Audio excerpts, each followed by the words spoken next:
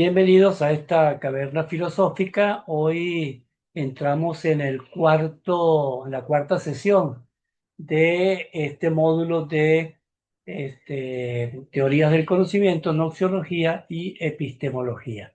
Sin más, entramos entonces a esta cuarta sesión.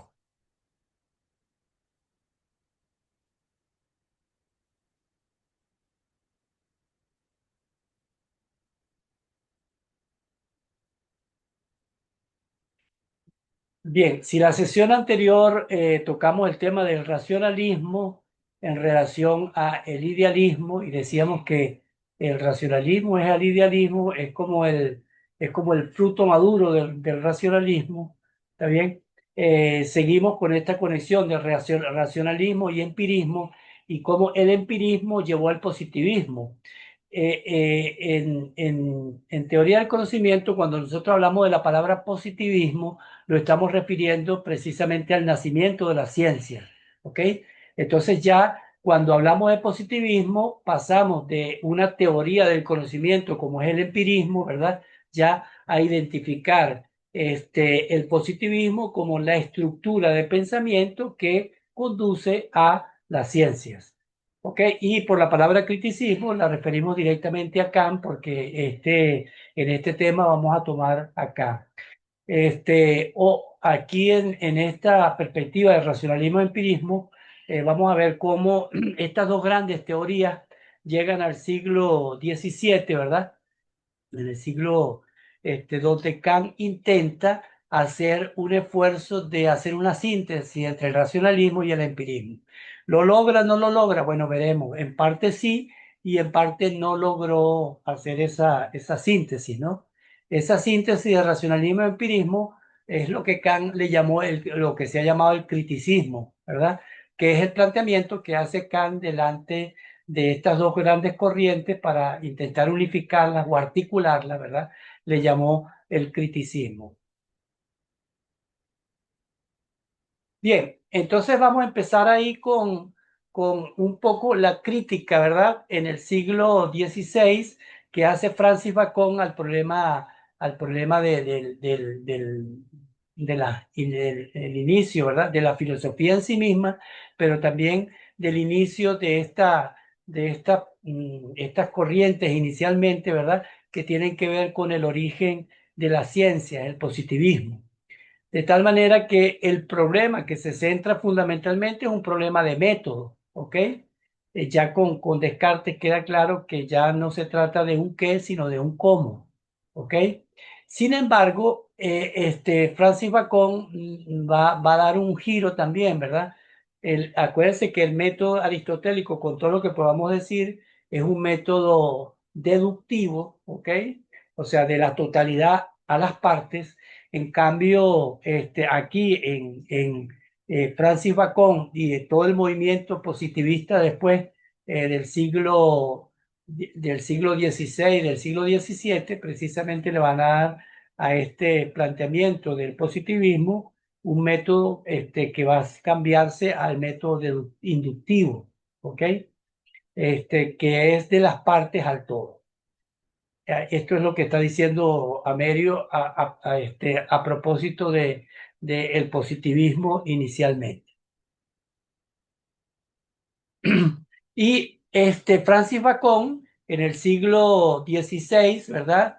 Y mediados del siglo XVII, principio del siglo XVII, hace toda una crítica a la filosofía de su tiempo, argumentando que la filosofía ha perdido su rumbo, ¿ok?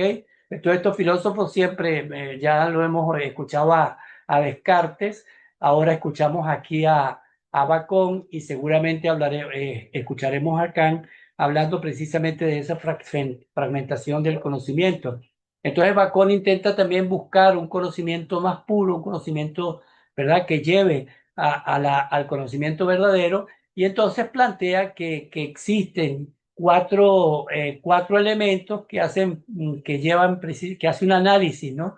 Un análisis de la filosofía argumentando que la filosofía está de alguna manera perdida y que hay que volver de nuevo a recuperar. Y el análisis que hace lo hace desde planteamientos como muy sencillos, ¿no?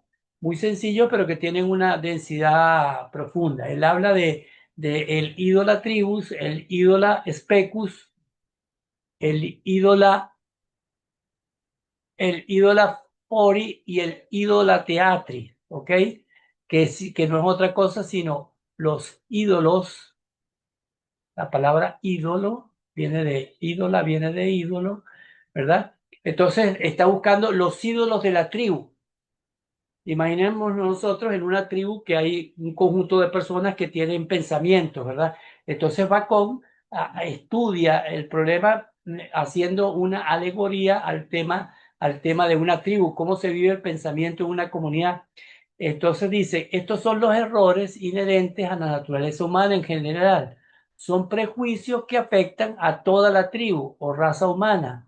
Surgen de la propia constitución de la mente humana que tiende a interpretar la naturaleza de acuerdo a sus propias inclinaciones y deseos. Es fundamentalmente el relativismo, ¿ok? O sea que en un determinado grupo, ¿verdad? La verdad es la que circunda de acuerdo a sus inclinaciones y deseos y al mismo tiempo lo que ellos piensan que es la verdad. ¿Está bien? Entonces, la verdad está circunscrita a un grupo determinado, a un grupo de personas y esas personas son las que manejan la verdad. Eso es lo que intenta decir en este sentido Bacon. La segunda, la Edula Specus, es los ídolos de la caverna, como lo plantea Platón. ¿Ok? Estos son los errores y prejuicios propios de cada individuo. Cada persona tiene su propia caverna que distorsiona la luz de la verdad, ¿verdad? Es lo que él cree que es la educación. Entonces, haciendo mención un poco al mito de la caverna, recuerden abajo, ¿verdad? Que la gente miraba las personas que estaban ahí prácticamente sometidas, ¿verdad? Miraban las sombras y solamente tenían acceso a esas sombras. De tal manera que Bacón dice que esa es otra manera, ¿verdad? Equivocada de mirar la realidad. Después está la ídola fori, que es los ídolos del mercado. ¿Ok? Imagínense ustedes en un mercado, ¿qué hay en un mercado? Pues en un mercado hay una cantidad de gente y que tiene ideas distintas, dice cosas distintas, dice lo que le da la gana, ¿verdad? Entonces, eso es lo que hace, esa es la alegoría que hace Bacón del problema del conocimiento, ¿verdad? Errores que provienen del lenguaje, que pueden llevar a confusiones, malentendidos, disputas vacías. Las palabras a menudo son nombres de cosas que no existen o de conceptos mal definidos. Pero en el mercado cada uno dice lo que quiere, lo que le da la gana, utiliza las palabras como quiere. ¿Está bien? Entonces, precisamente eso es lo que entiende que el conocimiento se ha convertido en un mercado donde cada uno agarra lo que quiere y dice lo que quiere. Y por último, el ídolo teatri, los ídolos del teatro. Estos son los errores que provienen del sistema filosófico y de las doctrinas tradicionales.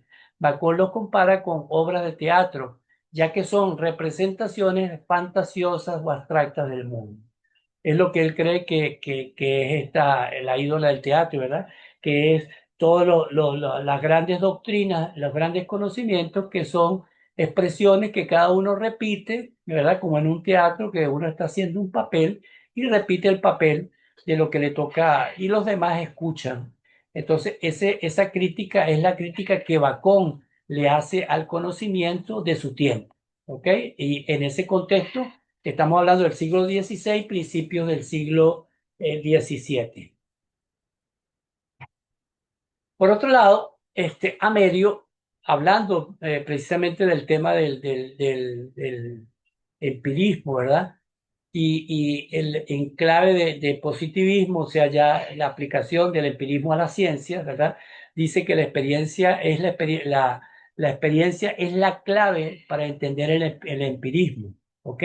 Y después también las ciencias. O sea, ¿qué es la experiencia? La experiencia no es otra cosa, sino la captación inmediata de la realidad, ¿verdad? Esa realidad que se capta a través de los sentidos y esa va a ser la clave para identificar el pensamiento después el pensamiento positivista o el pensamiento científico. El proceso inductivo se establece en tres, dirá Galileo, ¿ok? La observación, hipótesis y verificaciones. La filosofía pregunta qué es, ¿verdad? La filosofía en este caso es explicativa, mientras que la ciencia pregunta cómo es descriptiva, predictiva. Precisamente Galileo es quien hará ese esfuerzo de ya pensar otro pensamiento en clave positivista, o sea, en clave de ciencia, ¿verdad? Y dirá que las matemáticas son el lenguaje de la naturaleza. Ya agregando este elemento de la ciencia, ¿verdad? Y vinculándolo como ya lo hizo el mismo Descartes. Por otro lado, Newton también, ya en esta etapa, ¿verdad?, de desarrollo de incipiente de la ciencia, Newton habla de la filosofía naturalis principia matemática, o sea que el principio de toda filosofía es la matemática.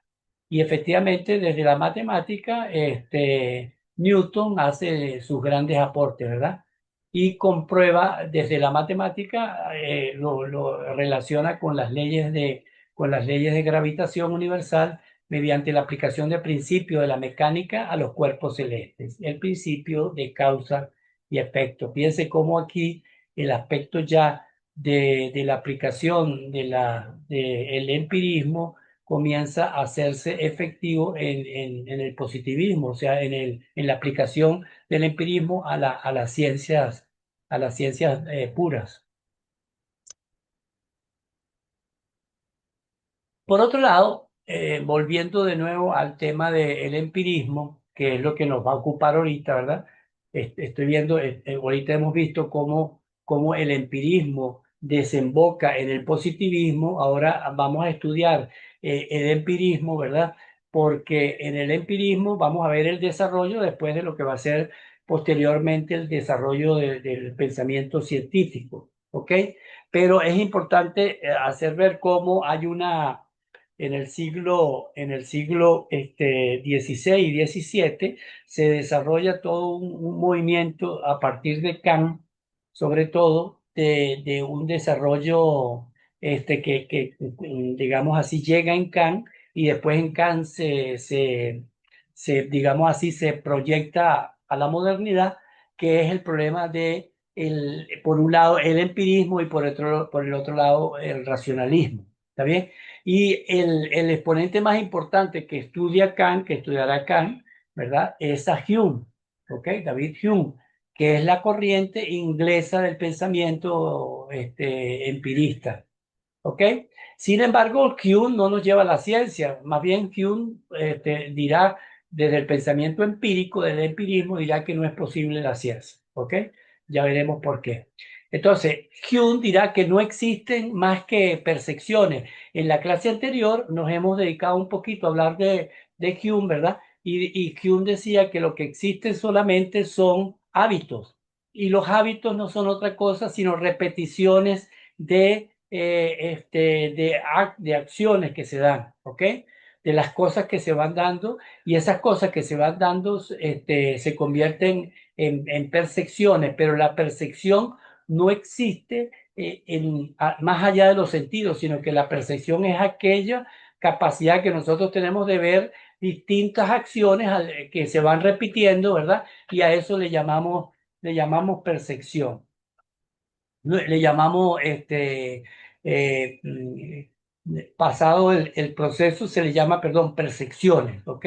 Las percepciones no es otra cosa sino hábitos, pero los hábitos son sencillamente repeticiones de acciones.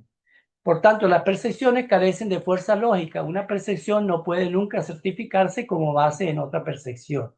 La función del lenguaje consiste en dar nombres a las diferentes percepciones y describirlas. Esto lo dice Harnack. De tal manera que para Hume el lenguaje no es otra cosa sino es una forma de nombrar la realidad, pero no tiene nada que ver con la realidad. Es simplemente una composición, una capacidad que tenemos nosotros para nombrar las cosas, pero no son las cosas, sino que el lenguaje simplemente es un instrumento, un medio para nombrar la realidad. Por otro lado, Bernays dice también que no hay, hablando de Hume, que no hay en el espíritu ideas innatas ni conceptos abstractos, ¿ok? Sino que en el espíritu no existe eso, sino que la realidad solamente es posible captarla a través de la experiencia. Por tanto, no hay ideas innatas. El conocimiento se reduce a impresiones sensibles y a ideas, que son copias débiles de estas impresiones. Por tanto, aquí hay una complicación porque, y después lo dirá Kant, que Hume entiende imagen por idea, casi que lo entiende como una similitud. Una cosa es las impresiones sensibles y otra cosa son las ideas. Sin embargo, Hume entenderá que las ideas no son otra cosa sino impresiones de la realidad. Por tanto, las cualidades sensibles son secundarias, ¿ok? Siguiendo a Bernays, dice que las relaciones entre ideas se reducen a sensaciones. ¿Qué son las sensaciones? Las manifestaciones que nos dan las experiencias, que son no otra cosa sino el contacto de nuestros sentidos con las cosas. Los principios primeros y en particular el principio de causalidad son asociaciones de ideas que se han hecho hábitos. Por tanto, el hábito, vuelvo a repetir, no es otra cosa sino la repetición en momentos distintos de un hecho y entonces nosotros decimos que ahí hay una causalidad, que la causalidad, y este Hume dirá que no existe la causalidad, sino lo que existe es una repetición de hechos que nosotros los vemos, los relacionamos, ¿verdad? Y decimos que hay causalidad, pero en realidad lo que hay es una relación de un conjunto de hechos que se dan y ese conjunto de hechos es lo que llama hábito. El conocimiento está limitado a los fenómenos y toda metafísica es imposible. Claro, si el conocimiento está limitado a los fenómenos, a lo que nosotros percibimos, por supuesto, nada de lo que está más allá de lo que percibimos existe. Por tanto, no existe la metafísica. ¿En qué sentido entonces entiende las impresiones Hume? Las impresiones Hume las entiende como un sello, ¿ok? Un sello que lo único que hace es dejar una huella de la realidad. Entonces, qué es la percepción? La percepción no es otra cosa, sino una huella que deja, ¿verdad? La realidad, pero no es la realidad, ¿verdad? La percepción no es la realidad, la percepción es lo que nosotros logramos captar de la realidad, ¿ok? Pero por eso entonces dice Hume que nosotros no somos capaces de ver la realidad y de alcanzar la realidad, sino que lo que tenemos es un acercamiento a la realidad. La percepción es un elemento del acercamiento de una realidad que es mucho más compleja que la percepción que tenemos de ella. Por tanto, digamos así, este Bernays también habla de los problemas que se encuentra, que podemos ver nosotros en Hume. Primero que nada, el problema de las dos sustancias. Hume dirá que cada una es independiente otra y sin incidencia sobre la otra. Por ejemplo, la materia sobre el espíritu. Una cosa es la materia y otra cosa es el espíritu, de tal manera que no hay ninguna relación entre materia y espíritu. En pocas palabras, quiere decir que el pensamiento no es un acto espiritual, sino es un acto totalmente material. Dos, si se requiere de un principio o criterio unificador, sería un a priori, ¿ok? Innato, que es, según Kant, una forma a priori de entendimiento, lo cual es generado por el innatismo, cuestionado por el empirismo. ¿Qué está diciendo aquí esta segunda crítica que se le está haciendo a Hume?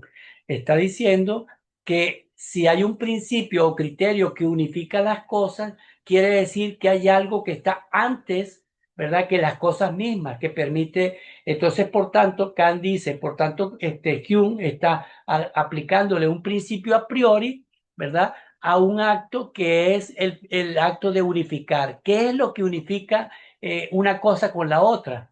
Bueno, eso no lo dice Hume. Hume no aclara cómo las cosas se unifican. ¿Ok? Entonces Kant dice precisamente que allá hay una forma a priori y que Hume no la capta, pero Hume también entiende que hay un principio a priori antes de la captación de un hecho con el otro hecho, con el otro hecho. Entonces dirá Kant, bueno, ¿y cómo se unifican esos hechos? ¿Cómo los unifica Hume? Entonces Hume no explica cómo se unifican esos hechos. Por otro lado, Bernays, ¿verdad? También habla de Comte, ¿ok? Cómo el positivismo se desarrolla, pero siempre desde de la misma problemática, ¿verdad? La conciencia no existe como facultad espiritual. Entonces, Comte dirá aquí que no existe la conciencia, sino lo que existe es una realidad solamente material. Es más, que la conciencia es una conciencia orgánica, biológica, por tanto no puede reflexionar sobre sí misma. La única manera de conocer al espíritu es verlo obrar en la ciencia, en sus leyes. De tal manera que para Comte, ¿verdad? Desarrollando esta problemática del empirismo, para Comte dirá que el espíritu se desarrolla en la ciencia, que la única manera de desarrollar el espíritu humano es a través de la ciencia. El conocimiento humano no va más allá de los parámetros de los resultados obtenidos. Es la verdadera filosofía del espíritu. Tiene por objeto exclusivamente los fenómenos y sus leyes. Y entonces tenemos aquí a Kant. Kant va a intentar hacer una síntesis entre el racionalismo, ¿ok? Sobre todo de Leibniz, que lo hemos visto en la clase anterior, y el empirismo de Hume, ¿ok? Digamos de esos dos autores, pero en realidad es todo ese movimiento, ¿verdad? Que habla. Y Kant establece ya desde el principio de su experiencia filosófica, establece tres preguntas que va a ser todo su sistema filosófico, ¿verdad? Y que esas son estas tres preguntas. ¿Qué puedo conocer? ¿Qué me está permitido hacer? ¿Y qué puedo esperar? La primera pregunta, ¿qué puedo conocer? Tiene que ver con la teoría del conocimiento, ¿verdad? La segunda, ¿qué me está permitido hacer? Es todo el tema de la ética, el desarrollo de la ética. Y por último, ¿qué puedo esperar? Es todo el desarrollo de la metafísica, de Dios, del hombre y del mundo, ¿ok? Entonces, ese va a ser el camino que va a recorrer Kant. Nosotros no vamos a entrar en la segunda pregunta ni en la tercera, sino que lo vamos a dedicar en una parte, ¿verdad? Porque ahí todo, nosotros, Senfis tiene solamente un curso donde toca el tema de Kant. Entonces, esto simplemente es un poco para entender a Kant desde la perspectiva del conocimiento y cuál ha sido su aporte al conocimiento. De tal manera que Kant lo que pretende es unificar el problema del racionalismo con el problema del empirismo, unificarlo y darle un proceso de integración. Por eso para Kant es importante la palabra crítica. De hecho, sus tres textos más importantes, que crítica de la razón pura, crítica de la razón práctica y crítica del juicio, tienen el nombre, llevan por nombre crítica. De tal manera que para Kant es muy importante la crítica. De ahí la palabra criticismo. ¿Qué va a pretender Kant? A través de la crítica profundizar tanto del empirismo como el racionalismo e integrar esos elementos que hay de posibilidad de integrar una cosa y de integrar la otra y cómo se pueden relacionar. Por tanto, la palabra crítico viene del griego separar, ¿verdad? Lo bueno de lo malo, hacer un discernimiento, ¿verdad? Críticos es relativo del que juzga, ¿ok? O Kritos, que es el que juzga, el que decide, ¿verdad? Este, que se trata también de separar, decidir. Tiene que ver también con la expresión acrisolar, purificar, extraer la esencia, ¿verdad? Que es diferente de opinión. De tal manera que es la crítica entonces. ¿Qué va a ser la crítica para Kant? La crítica no es otra cosa sino ir a lo profundo, ir al conocimiento en su densidad y en su profundidad para lograr entenderlo. Entonces Kant va a hacerle la crítica al racionalismo, va a ir al fondo del racionalismo, le va a hacer la crítica al empirismo, ir al fondo del empirismo para lograr integrar estos dos elementos, ver dónde se pueden coordinar, integrar estos dos elementos del racionalismo y del empirismo. Por tanto, el criticismo no es otra cosa sino la respuesta que Kant va a dar al empirismo y al racionalismo. Por tanto, para Kant, Kant se encuentra con el mismo problema que Descartes, ¿verdad? Que había un desorden del conocimiento, ¿verdad? Unos dicen una cosa del conocimiento, los racionalistas, y otros dicen otra cosa del conocimiento, los empiristas. Y este señor va a intentar unificar el pensamiento, darle unidad al pensamiento, ¿verdad? Va a ser su tarea como lo intentó hacer Descartes en su momento. Por tanto, la preocupación de Kant no le viene por el objeto dado, ¿ok? A Kant no le interesa el problema del objeto. El objeto lo va a dejar como en una forma de paréntesis, ¿verdad? Sino a Kant le va a preocupar el sujeto que que se hace objeto de sí mismo para conocer. A Kant por eso le va a preocupar no tanto ya la relación entre objeto y sujeto, sino le va a preocupar es cómo conoce el sujeto internamente, ¿ok? ¿Cuáles son las estructuras de pensamiento que mueven el conocimiento interno al sujeto? Eso es lo que le va a interesar acá. Por tanto, Kant se hará la pregunta que cómo es posible el conocimiento en el yo que conoce el acto de conocer. Por tanto, Kant va a dar un giro importante. Él dirá que es un giro copernicano, un giro ontológico. Si el problema no es el objeto, entonces el problema es el sujeto. Entonces, antes el conocimiento se adaptaba al objeto. Kant propone que el objeto se adapte al sujeto. Su sujeto trascendental no es un yo individual, no es un yo psicológico, no es un problema de conducta, ¿ok? Sino que es un yo individual con una estructura universal que todos los humanos compartimos para organizar la realidad. Entonces, cuando hablamos de sujeto trascendental, Kant lo que está diciendo es que el sujeto tiene unas estructuras de pensamiento que deben ser universales para todos, y a eso lo entiende como trascendental. ¿Ok? Trascendental porque trasciende el conocimiento superficial y va mucho más allá, más a lo profundo. De tal manera que Kant va a intentar buscar esas estructuras mentales de pensamiento que son las que permiten el conocimiento en cuanto tal. Por tanto, no somos receptores pasivos, ¿ok? No es que nosotros recibimos el conocimiento, sino que también somos constructores activos de la experiencia. Por eso la famosa frase de Kant, sapere aude, que significa atrévete a pensar o piensa por ti mismo.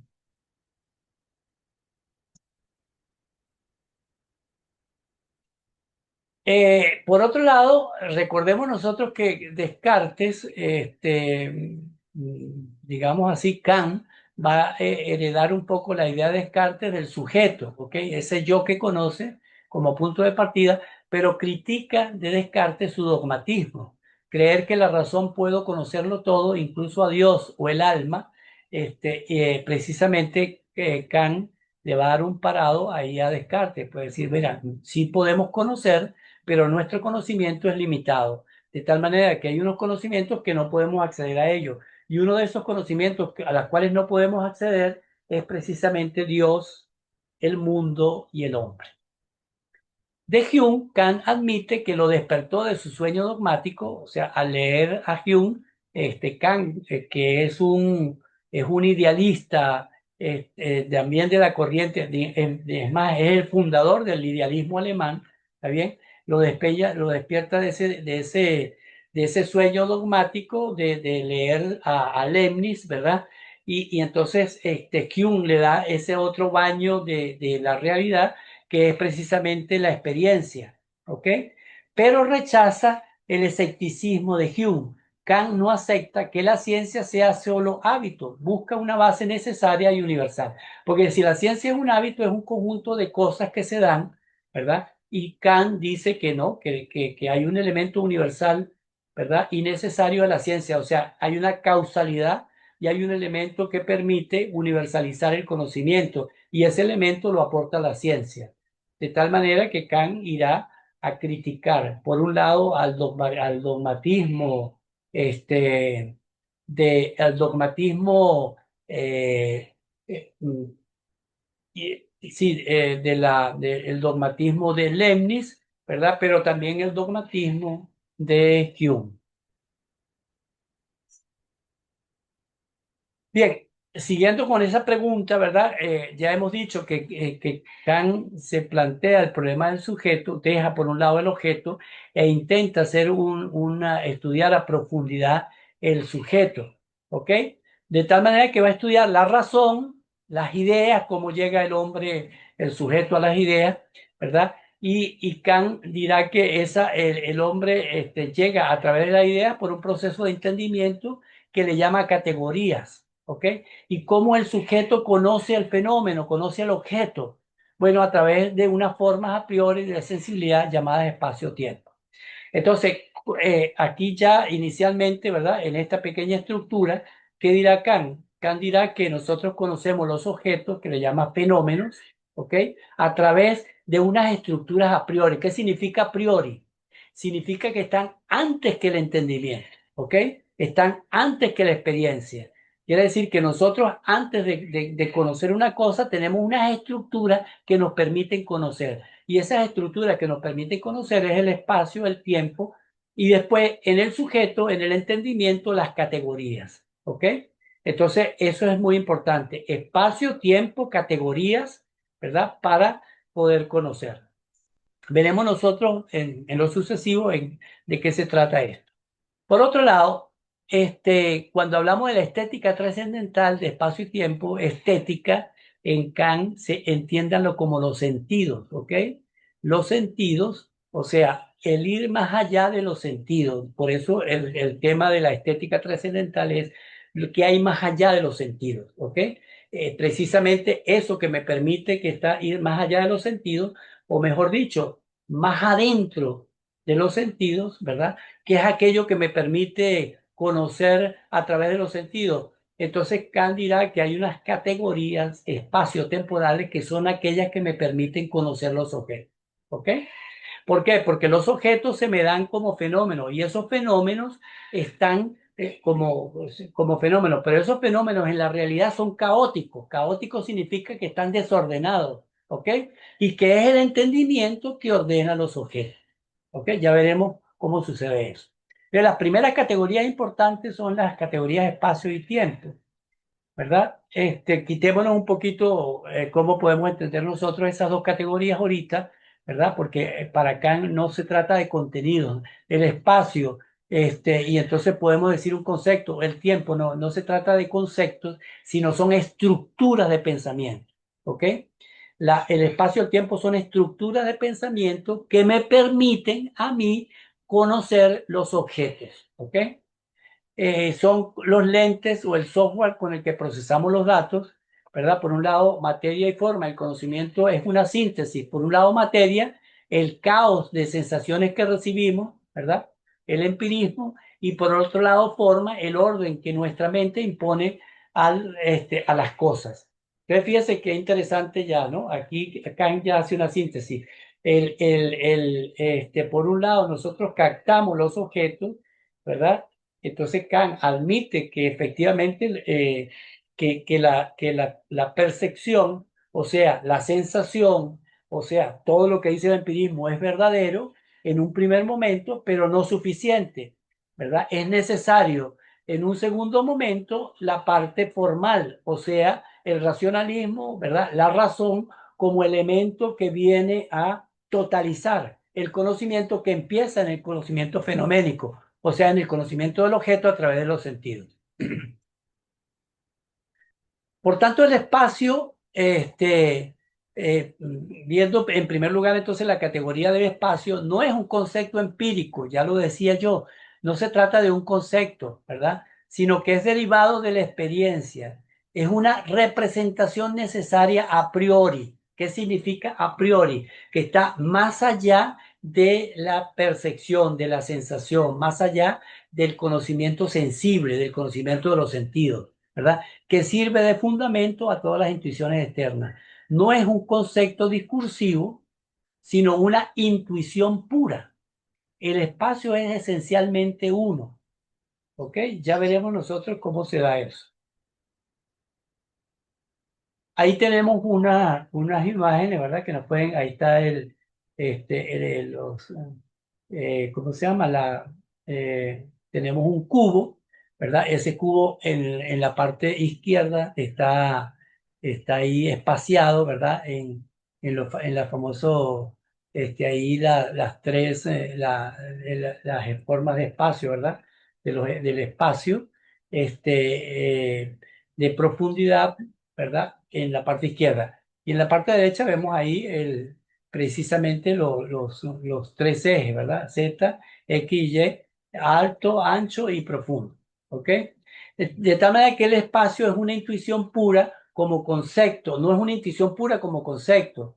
No es conjunto de los puntos que forman un volumen de tres dimensiones. Tampoco es percepción psicológica. Es a priori. ¿Ok? A priori significa que antes de yo conocer las cosas que se me dan a través de los sentidos, ya yo tengo una cosa a priori que es el espacio. ¿Ok? Ajá, entonces lo que podemos decir entonces, entonces si el espacio es es una categoría humana, y entonces ¿cómo está ahí el objeto? ¿Por qué el objeto está ahí? ¿Verdad? Entonces Kant sí dirá, pero no lo digo aquí. Kant dice que efectivamente que el espacio es una categoría humana, pero es una categoría humana, ¿por qué? Porque esa categoría humana me permite captar la categoría, permite captar aquel espacio que está allá afuera. Si yo no tuviera la capacidad de captar el espacio, no soy capaz de ver el espacio que está afuera. ¿Ok? Entonces Kant admite que existe el espacio afuera, pero que la condición para que ese espacio exista es la condición de que yo pueda captar ese espacio. Si yo no capto el espacio, no logro ver el espacio. Solamente sería un objeto que está ahí, ¿verdad? Que está inespaciado, que no tiene espacio. Pero veremos nosotros que los objetos no se pueden mantener sin un espacio. Yo puedo mantener el espacio, pero un objeto sin el espacio no existe, se caería, ¿verdad? Es inexistente sin el espacio. Entonces, el espacio es la capacidad de poder nosotros mirar los objetos, de poder captar los objetos. Sin esa categoría espacial que está en nuestra cabeza, no podemos captar la categoría espacial que está en el contenido espacial que tiene el objeto al cual vemos. Y junto con el espacio, ¿verdad? Aparece también el tiempo. El tiempo es una condición a priori de todos los fenómenos en general. Es condición inmediata de nuestros fenómenos interiores, de nuestra alma. Y la condición inmediata de los fenómenos externos. Si puedo decir a priori, todos los fenómenos están en el espacio y son determinados a priori según las relaciones de espacio. Puedo afirmar también, en un sentido amplio y partiendo del principio de sentido interno, todos los fenómenos en general, es decir, todos los objetos de los sentidos están en el tiempo y están necesariamente sujetos en las relaciones de tiempo. Entonces, un objeto lo puedo captar yo no solamente por el espacio, sino también por el tiempo. Entonces yo puedo captar un objeto que está ahí, otro objeto que está ahí y otro objeto que está ahí. O sea, tres objetos en un espacio más o menos igual porque tengo la capacidad de ver de ver el tiempo. ¿Qué es el tiempo? El tiempo no es otra cosa sino la espaciación, digamos así, la distribución, ¿verdad? De los objetos en el espacio. ¿Qué es el tiempo? Es la distribución de los objetos en el espacio, que un objeto está allá, que el otro está allá y que el otro está allá, y que yo los puedo captar no al mismo tiempo, sino uno tras otro. Por eso el tiempo, la relación de tiempo es porque yo capto un objeto, después capto el otro, después capto el otro, y eso es lo que me da la relación del tiempo. Por tanto, estamos diciendo entonces que para Kant existen dos categorías, ¿verdad? Que son las que me permiten captar los fenómenos inicialmente, que son las categorías espacio y tiempo. Por otro lado, uno puede percibir una intuición a la vez con respecto al hallazgo del movimiento, ¿verdad? Para Kant existe el movimiento. Entonces, ¿qué es el movimiento? El movimiento no es otra cosa sino la relación del espacio y el tiempo. uno puede percibir una intuición a la vez, solo puedo captar un objeto a la vez en el espacio. ¿Cómo es eso que puedo ver el objeto varias veces? O sea, si el tiempo es la posición que ocupan los objetos en el espacio, ¿cómo es eso que yo puedo ver un objeto aquí y después lo puedo ver aquí y lo puedo ver aquí y lo puedo ver aquí? Bueno, esa capacidad de ver un objeto que se desplaza es el movimiento, pero no han sido simultáneos. No es que yo mire un objeto al mismo tiempo, sino que la vista nuestra ve el objeto, pero no logra captar que ahí el objeto se movió acá y después se movió un poquito más allá y se movió más allá y más allá, sino que nosotros no somos capaces de ver eso, por tanto lo que captamos es el movimiento, pero en realidad lo que ha habido es un desplazamiento en el tiempo del objeto. Y ese desplazamiento del tiempo es lo que nos permite a nosotros entender el movimiento. O mejor dicho, el movimiento nos permite a nosotros entender el tiempo. Si yo veo un objeto por segunda vez y veo que el objeto permanece en el mismo espacio, digo que no se ha movido. Pero si cuando veo el objeto por segunda vez en un lugar distinto, entonces digo que el objeto se ha movido. Entonces Kant entiende como una tercera categoría, la categoría espacio, la categoría tiempo y la categoría movimiento. Pero en realidad no es una categoría, lo digo aquí para entenderlo, pero en realidad es la síntesis entre espacio y tiempo. El movimiento no es otra cosa sino la unificación, la articulación entre espacio y tiempo.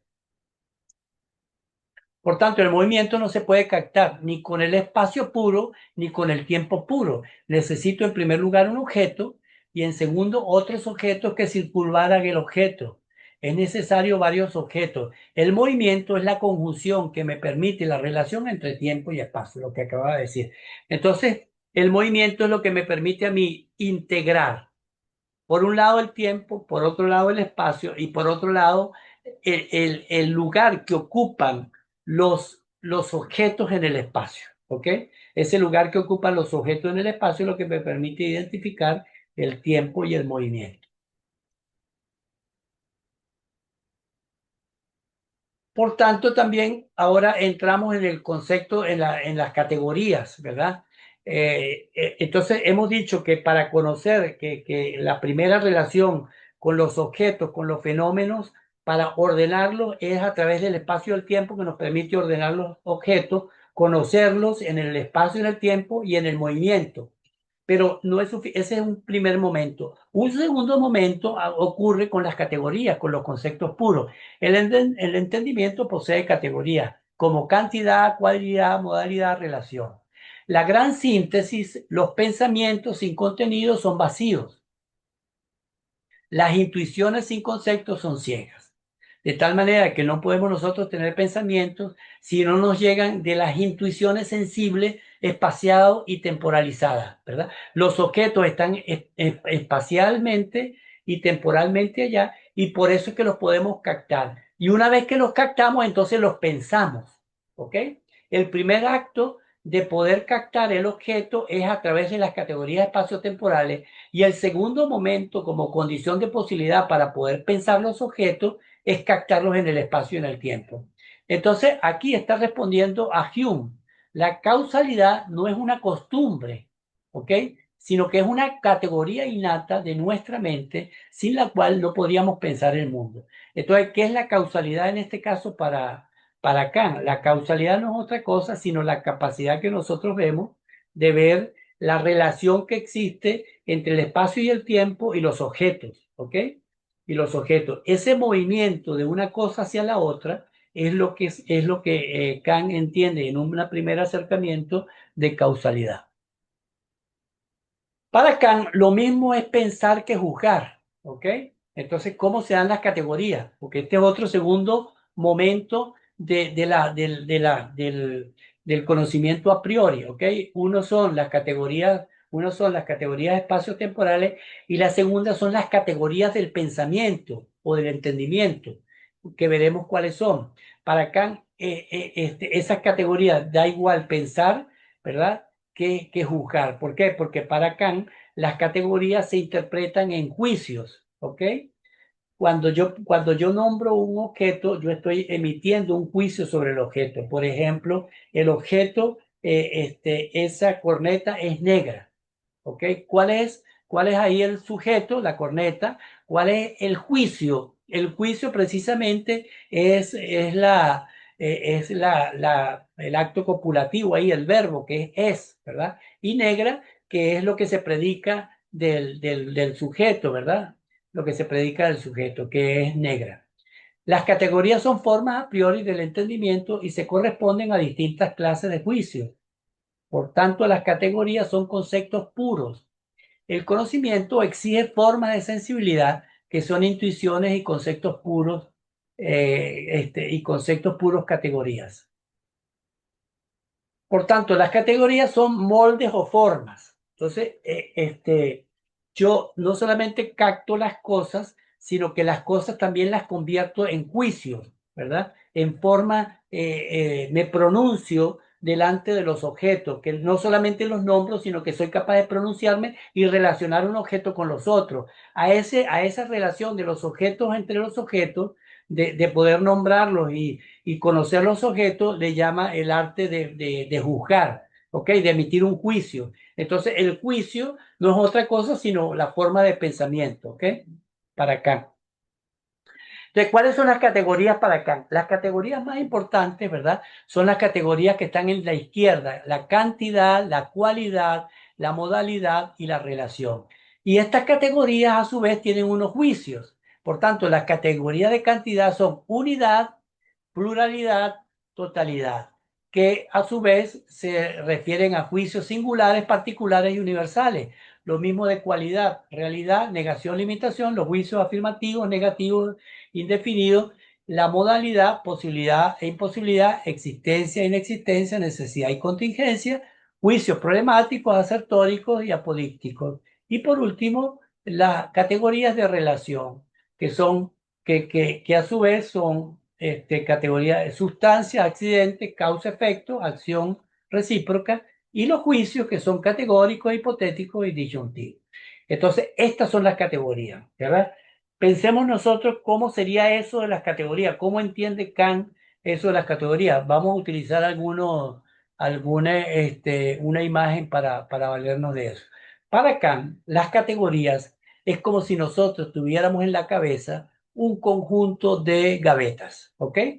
Entonces a mí me llega la gaveta, me llega un juicio determinado. Bueno, en esa gaveta que tiene que ver con ese juicio, yo meto los juicios. Entonces, qué hace el entendimiento? El entendimiento lo que hace es que agarra los fenómenos que me llegaron desde el espacio y el tiempo y los ordeno en el entendimiento, ¿ok?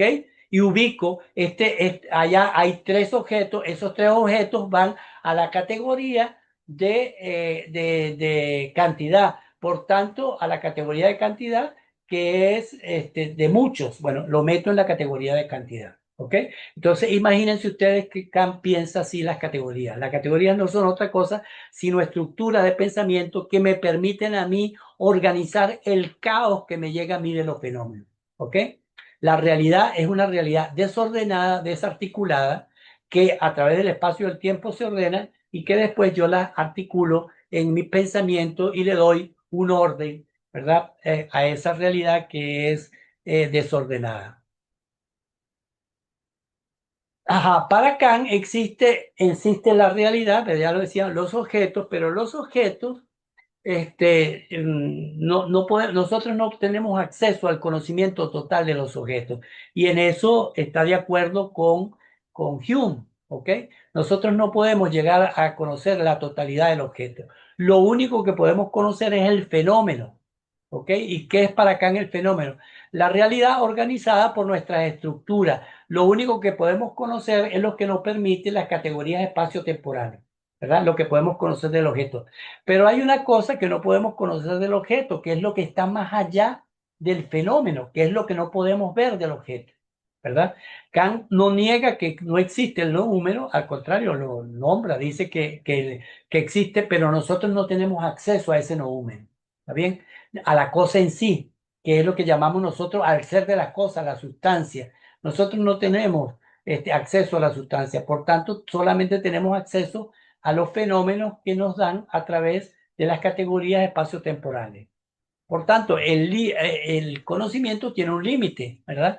La ciencia tiene un límite. Puede decirnos cómo se nos aparece al mundo, pero no qué es el mundo fuera de nosotros. De tal manera que sí, pero ese límite Kant no lo va a entender como si fuera un límite negativo, sino Kant precisamente el límite es lo que permite que nosotros seamos capaces de seguir desarrollando el conocimiento, ¿verdad? Precisamente esa es la pasión humana, que frente a los límites del conocimiento, cada vez nosotros queremos saber más y más y más y más.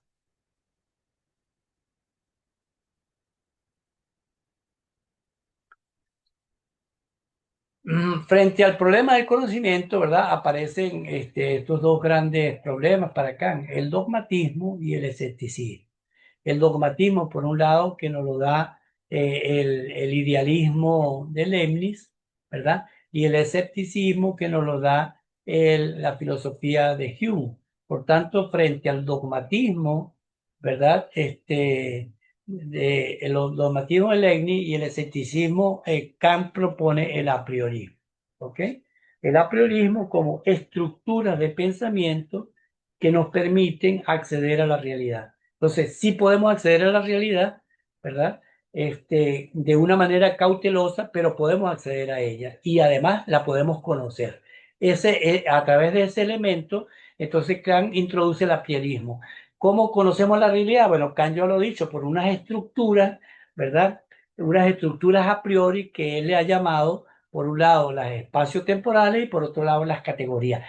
Esas categorías del entendimiento y las categorías de espacios temporales son las que nos permiten conocer la realidad.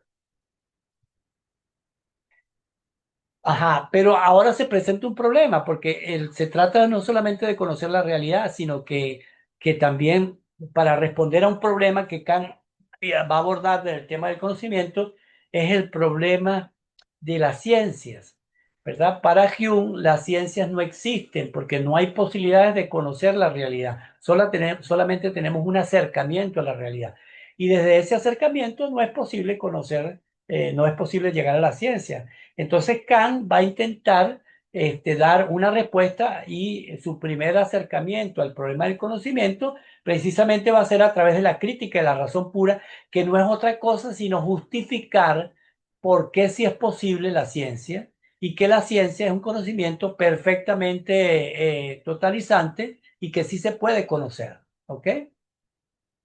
Para Kant conocer es poder juzgar, emitir un juicio. Ya hemos dicho, ¿no? Que los juicios se dan a través del lenguaje, ¿ok?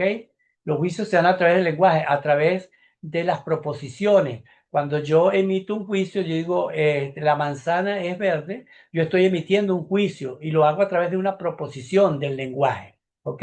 Entonces, Kant dice, ¿verdad? Que precisamente en el análisis, para llegar a la ciencia efectivamente lo que hacen es emitir juicios sobre la realidad, ¿verdad? Pero ¿qué tipo de juicios? Bueno, deberían ser juicios que sean universales y necesarios porque la ciencia es universal y necesaria.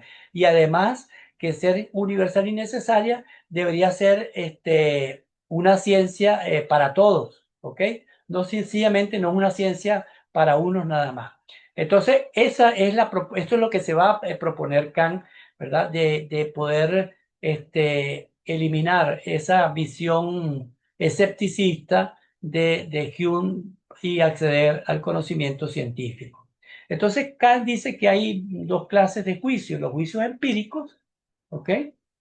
Empíricos, los que provienen de la experiencia, ¿verdad? Por ejemplo, yo digo, está lloviendo afuera.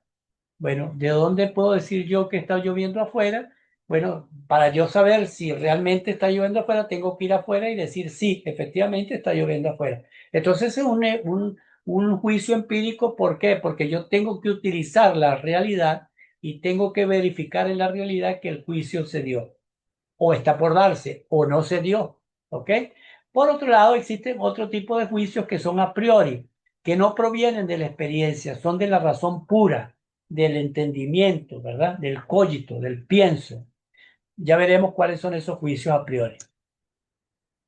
Por tanto, para Kant, conocer es emitir un juicio, ya hemos dicho, ya sean analíticos o sintéticos. Aquí entra otra palabra que son importantes, juicios analíticos y juicios sintéticos, ¿verdad? Es esencial para organizar y estructurar nuestras percepciones y convertirlas en conocimientos significativos. Entonces, ¿qué es un juicio analítico, según Kant?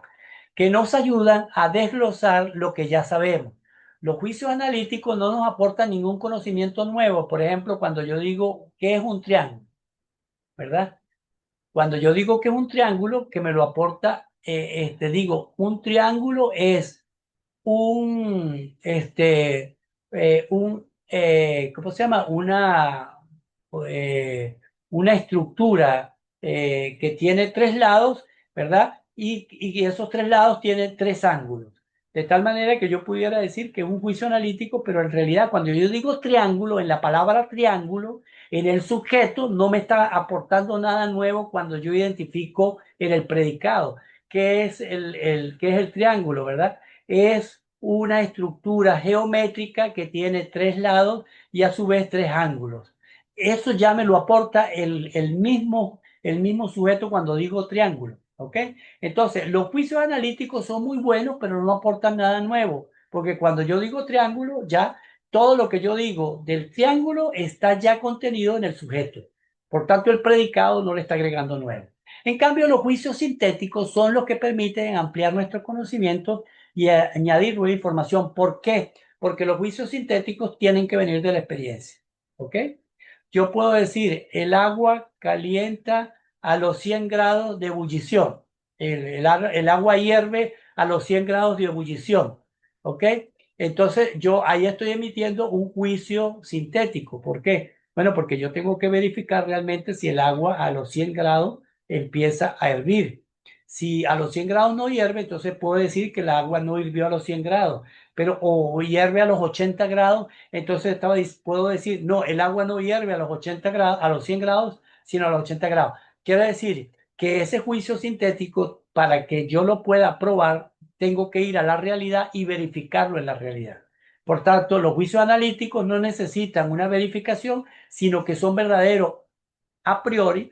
En cambio, los juicios sintéticos sí necesitan ser verificados y son a posteriori. El problema que se le presenta acá aquí es que los juicios analíticos son buenos para la ciencia. ¿Por qué? Porque son universales y necesarios. Sí, pero entonces hay un problema, porque los juicios analíticos son importantes para la ciencia, pero no aportan nada nuevo. Entonces, ¿qué hago yo con un juicio analítico si no aportan nada nuevo? Entonces, Kant dirá que los juicios sintéticos son aquellos que aportan algo nuevo, pero los juicios sintéticos no son buenos para la ciencia porque son particulares y contingentes, son pasajeros, son particulares, entonces no se puede analizar. De tal manera que hay un problema que se le presenta a Kant ahí, ¿verdad?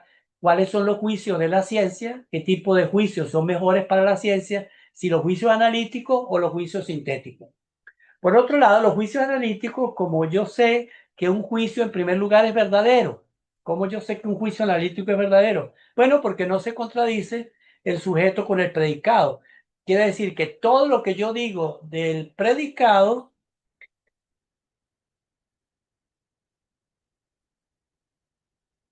todo lo que yo digo del predicado, ¿ok? Está contenido en el sujeto. En cambio, los juicios analíticos, por ejemplo, el juicio, perdón, analítico, por ejemplo, el triángulo es una figura geométrica de tres ángulos. En este caso, el sujeto explica el predicado, por tanto, el juicio es verdadero inmediatamente. Sí, quedó claro. El triángulo, ¿por qué es un juicio analítico? Bueno, porque yo no tengo que explicar nada, porque en el sujeto, ¿verdad? Está contenido todo lo que yo tengo que saber del juicio analítico. Por otro lado, el juicio sintético, el cielo está nublado, el sujeto no explica todo lo que puede agregar el predicado. En este caso, el juicio no es inmediatamente verdadero porque hay que ver si lo que se predica del sujeto se cumple. Entonces debo ir a la realidad y comprobar si ese es un juicio verdadero.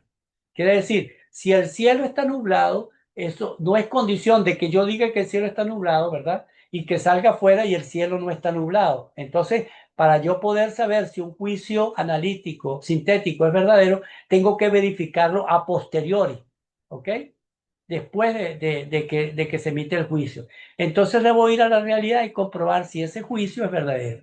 En el primer juicio analítico, el sujeto me indica que es verdadero, universal y necesario. En el segundo juicio sintético debo verificar que es verdadero y debo pasar por los sentidos, verificarlo para saber si es verdadero. Además, es particular y contingente.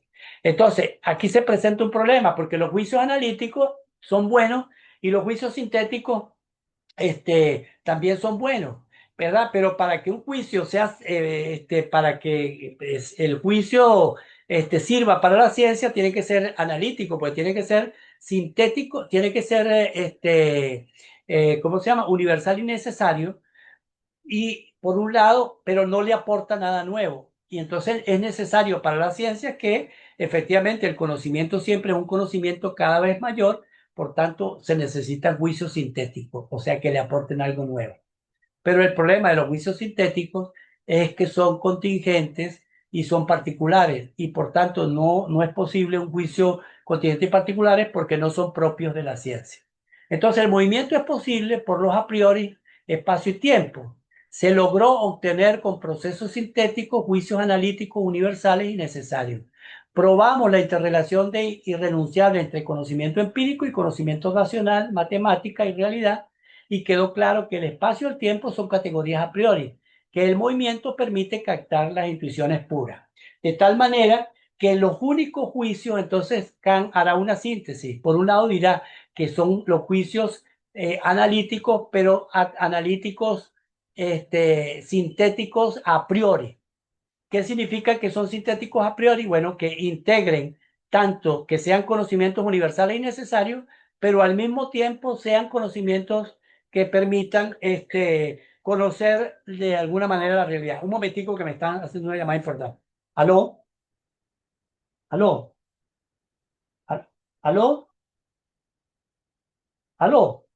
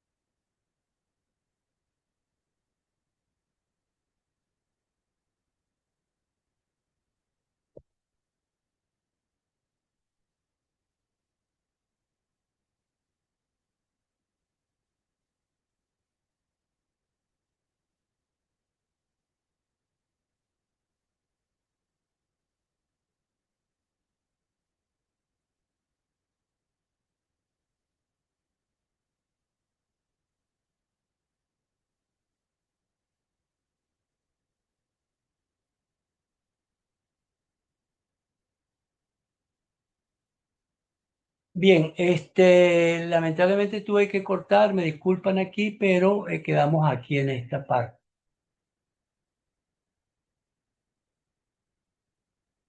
Vamos aquí. Bien, entonces quedamos ahí, entonces Kant, haciendo una crítica, por un lado, fundamentalmente a Hume, ¿verdad? Hará entender que sí, que el conocimiento empírico conduce a un conocimiento real de la realidad. ¿Por qué? Porque todo conocimiento empírico o todo conocimiento también que tiene que ver con el conocimiento de los juicios analíticos todo juicio analítico necesita a su vez un juicio sintético, porque cuando yo digo que 2 más 2 es 4, yo tengo que utilizar las estructuras operatorias mías, que son las manos, ¿verdad? Para poner 2 más 2 igual a 4. Cuando yo hago esa operación, estoy utilizando, a pesar de que es un juicio analítico, porque 2 más 2 es 4, estoy utilizando la sensibilidad para introducir un elemento que me aporta el aspecto sensible, ¿ok? Del conocimiento. De tal manera que Kant integra los juicios analíticos por un lado, que son universales y necesarios, y el aspecto sintético que le permite la relación con la realidad e integra esos dos elementos para decir que la ciencia existe. Vamos aquí en este punto mirar en este gráfico, intentar hacer como una síntesis del pensamiento kantiano de cómo se conoce. Entonces, Kant entiende que el conocimiento, ¿verdad?, se da a través del noúmeno, ¿ok? Mejor dicho, que las cosas se nos dan afuera, ¿verdad? Y esas cosas afuera están en forma de noúmeno, quiero decir, están desarticuladas, desordenadas, ¿verdad? Que la realidad está desordenada, de tal manera que para nosotros captar este noúmeno necesitamos unas categorías, y esas categorías iniciales, que pasan por el proceso de los sentidos, no es otra sino las categorías de espacio y tiempo. De tal manera que en este primer tiempo, ¿ok? En este primer momento, cuando yo capto el noúmeno, digamos el fenómeno, todavía el fenómeno está aquí. Cuando yo capto el objeto que se me da en forma caótica, desordenada, ¿verdad?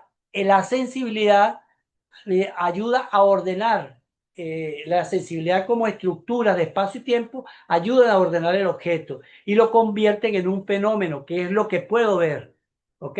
Del noúmeno, de ese objeto que se me da en la realidad. Entonces, cuando yo puedo ver el objeto, es porque le he aplicado las categorías de la sensibilidad, que es espacio y tiempo, y entonces puedo organizar el fenómeno inicialmente. Una vez que yo tengo esa categoría que convierto por las categorías de espacio y tiempo el fenómeno, entonces puedo identificar ese fenómeno, entonces el fenómeno pasa al entendimiento a través de las estructuras, de las categorías de cantidad, unidad, pluralidad, totalidad, que son las que permiten articular el objeto en la estructura de mi pensamiento. De tal manera que yo puedo decir, esta estructura, ¿verdad? Es de unidad. ¿Por qué? Porque son tres objetos, de tal manera que entonces yo lo meto ahí y lo pongo en las estructuras de unidad. ¿Ok? Porque de la unidad y además de pluralidad, porque son varios. ¿Ok? Eso es lo que hace el entendimiento. Con respecto a la razón, que son las ideas de razón pura, esas ideas no corresponden a este tema, ¿verdad? Que sería el otro tratamiento que hará Kant. Si Kant dice que el entendimiento llega hasta aquí, ¿ok? Que eso es lo que hasta aquí puede ser lo científico, ¿verdad? Estos temas de Dios, del alma entendido como el hombre, y mundo, no corresponden a este procedimiento. O sea, que a través de esta metodología, a través de estas estructuras, no podemos acceder a Dios, al alma y al mundo. Por tanto, la metafísica no puede ser estudiada a través del entendimiento. Entonces Kant utilizará otra metodología para acceder a por lo menos el qué podemos hacer, cómo logra él entender que el hacer es también una estructura de conocimiento y que la podemos conocer, fundamentalmente la ética. Por tanto, para Kant, ¿qué garantiza que ese conocimiento a priorístico nos hace llegar realmente a los objetos? En primer lugar, porque esas categorías son las condiciones del conocer. O sea que si nosotros no tuviéramos las categorías espacio-temporales y las categorías de cualidad, de cantidad, etcétera, ¿verdad? No pudiéramos conocer. Pero también son las condiciones del ser. Quiere decir ¿Qué es lo que caracteriza al ser? El ser es posible que nosotros lo podamos identificar a través de las categorías. Sin las categorías tampoco pudiéramos tener acceso al ser. Entonces, los conceptos son la relación que me permite establecer relaciones entre el conocer y el ser. ¿Ok? Quiere decir que los juicios o los conceptos, ¿verdad? Son esos elementos que me van a permitir a mí establecer una relación entre el conocer y el ser del hombre, ¿ok? A través del conocimiento.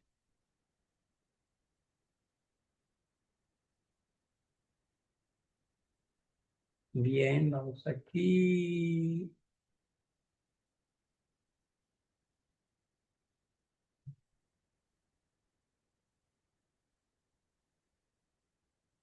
Ok, por otro lado, entonces, ¿cuál es el valor objetivo de las categorías? O sea, ¿cómo Kant entiende que realmente las categorías son objetos que no son producto del subjetivismo?